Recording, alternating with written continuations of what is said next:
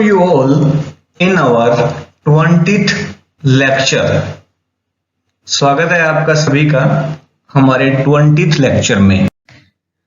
Student, आज हम read करेंगे करंट, इलेक्ट्रिसिटी। चलिए चलते हैं। हमारा फर्स्ट टॉपिक है आज का current, electricity. In chapter 1 we studied about static electricity or electrostatic means charge at rest condition। हमने चैप्टर 1 में चार्ज को स्टडी किया था रेस्ट कंडीशन में। उसको हमने नाम दिया था इलेक्ट्रोस्टैटिक और स्टैटिक इलेक्ट्रिसिटी। इस चैप्टर में हम चार्ज को स्टडी करेंगे मोशन में, तो उसको हम कहेंगे करंट, इलेक्ट्रिसिटी और electrodynamics. So the study of charge in motion is called current, electricity. अब एक टर्म हमारे पास है इलेक्ट्रिक करंट क्या होता है। चलिए एक फिगर आपको दिख रहा है यहां पे, उसी को स्टडी करते हैं पहले। In figure you see that ये है एरिया ऑफ क्रॉस सेक्शन। ये आपको दिख रहा है, ये क्या है, इसी वायर का एरिया ऑफ क्रॉस सेक्शन। इस एरिया ऑफ क्रॉस सेक्शन को कहां प्लेस किया आपने? आप देखिए फिगर में आपको फ्लो दिख रहा है, फ्लो ऑफ चार्ज दिख रहा है। आपने प्लेस किया है perpendicular to the direction of flow of charge. ठीक, चलिए दो बात बिल्कुल क्लियर हो गई आपके पास कि एक एरिया गिवन था और चार्ज फ्लो करते हैं उस एरिया के जस्ट परपेंडिकुलर। तो इस एरिया में से यूनिट टाइम में, जो एरिया आपको गिवन था, इस एरिया में से यूनिट टाइम में जितने अमाउंट ऑफ चार्ज फ्लो होगी उसको हम कहेंगे इलेक्ट्रिक करंट। या कह सकते हैं, कैसे कह सकते हैं कि फ्लो रेट होगी जो चार्ज की, उसको हम कहेंगे करंट। इस एरिया ऑफ क्रॉस सेक्शन से यूनिट टाइम में जितने अमाउंट ऑफ चार्ज फ्लो करेगी वो क्या होगी, इस एरिया ऑफ क्रॉस सेक्शन का करंट होगा। चलिए हम बात करते हैं, आगे लिखा हुआ है यहां पे, it is defined as the amount of charge flowing through any cross section which held perpendicular of flow of charge of a conductor in unit time. अगर इसको आप बीच वाले टर्म को इग्नोर भी कर दें तो आप ऐसे कह सकते हैं, defined as amount of charge flowing through any cross section area of a conductor in unit time.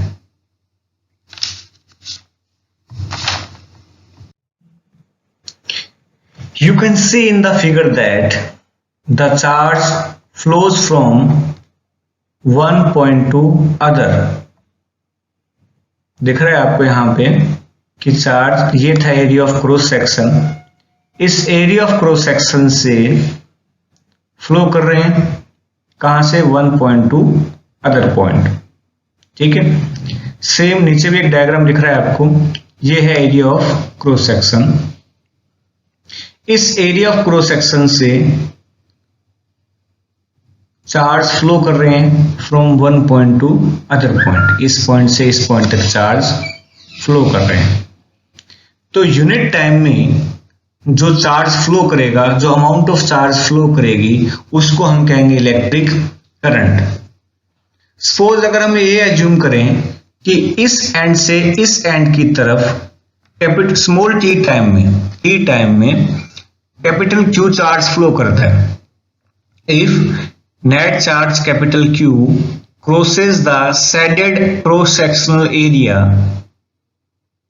in time small t, then current is equal to I is equal to Q upon T।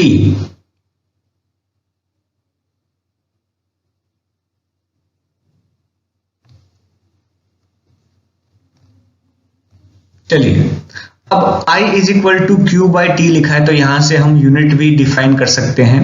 Q का मतलब क्या होता है? Coulomb. T का मतलब time. तो coulomb upon time यानी कि कूलम अपॉन सेकेंड को क्या कहेंगे? एम्पियर कहेंगे, जो किसकी यूनिट होगी? करंट की यूनिट होगी। यूनिट ऑफ करंट, जैसा कि हम पहले ही बता चुके हैं कि current I is equal to Q by T. So unit of current is coulomb per second. It is known as ampere. So SI unit of current is ampere, that is equal to 1 coulomb upon 1 second. If we assume that in a wire in 1 second 1 coulomb charge is flowing, then current said to be 1 ampere. So 1 ampere means if 1 coulomb charge flows through any cross section of conductor in 1 second. Second thing is that what is nature of electric current? Electric current is a scalar quantity. Direction तो है current के पास, लेकिन फिर भी वो क्या है? Scalar quantity. इसका रीजन ये है क्योंकि करंट वेक्टर्स एडिशन रूल को ओबे नहीं करता। वेक्टर्स लॉ ऑफ एडिशन या लॉ ऑफ वेक्टर एडिशन को ओबे नहीं करता। तो करंट के सम के लिए हम सिंपल अलजेब्रिक सम यूज करते हैं। So it is a scalar quantity because it does not obey law of vector addition. So laws of simple algebra are used to find net electric current. अब important question था कि direction of current क्या लें? Direction of current क्या लें? तो simple था, हमने कहा कि फ्लो ऑफ चार्ज क्या है? करंट है। फ्लो ऑफ चार्ज करंट है। किसका फ्लो हो रहा है? पॉजिटिव चार्ज का फ्लो हो रहा है। पॉजिटिव चार्ज कहां फ्लो करेंगे? In the direction of applied electric field. तो दोबारा देखिए, डायरेक्शन ऑफ करंट किसका फ्लो है? पॉजिटिव चार्ज का। पॉजिटिव चार्ज कहां फ्लो करेंगे? अप्लाइड इलेक्ट्रिक फील्ड की डायरेक्शन में। तो हम ये कह सकते हैं कि जो करंट की डायरेक्शन होगी वो होगी in the direction of applied electric field, और उसको हम कहेंगे कन्वेंशनल करंट। लेकिन इलेक्ट्रॉन क्या है? नेगेटिव चार्ज है, तो वो जस्ट उसके अपोजिट मोशन करेगा। तो direction of negative charge is taken as opposite direction of current or opposite direction of applied electric field. This is known as electronic current.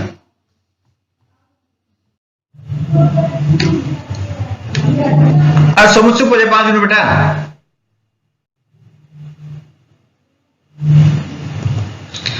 Now electric currents in conductors.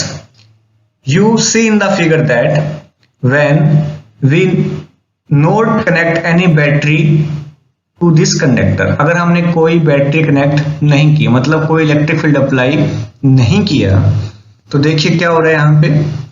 जब electric field apply नहीं किया यहां से, तो electrons का flow या charge का flow नहीं हो रहा है। कोई चार्ज का फ्लो यहाँ पे नहीं हो रहा है। जैसे ही आपने कनेक्ट किया बैटरी को, तो फ्लो होना स्टार्ट हो गया।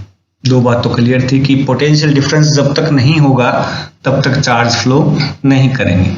यहाँ पे नेगेटिव चार्ज इलेक्ट्रॉन्स का दिख रहा है आपको, तो ये बैटरी का पॉजिटिव एंड था जो आपको दिख रहा है, पॉजिटिव टर्मिनल। तो ये वाला पार्ट क्या हो गया? पॉजिटिव हो गया। ये पार्ट था बैटरी का नेगेटिव, तो ये वाला पार्ट नेगेटिव। अब देखिए इलेक्ट्रॉन कहां से कहां फ्लो कर रहे हैं? इस साइड से इस साइड। इलेक्ट्रिक फील्ड कहां से कहां होता है? पॉजिटिव टू नेगेटिव, लेकिन इलेक्ट्रॉन कहां फ्लो कर रहे हैं? From negative to positive. So we can say that direction of electron, where direction of flow of electron is opposite to the applied electric field.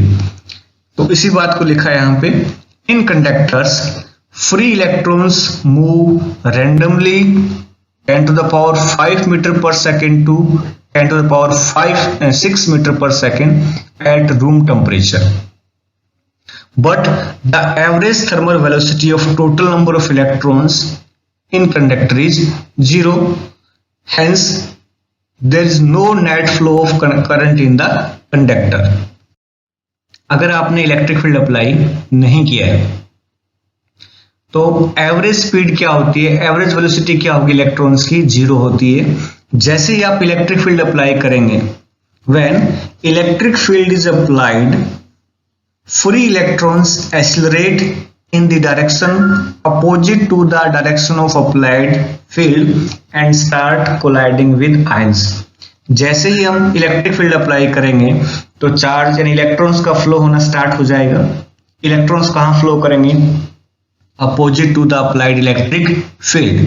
During this flow वो collide किससे कर सकते हैं, ion के साथ. पॉजिटिवली आयन जो rest में थे उनके साथ कोलाइड कर सकते हैं.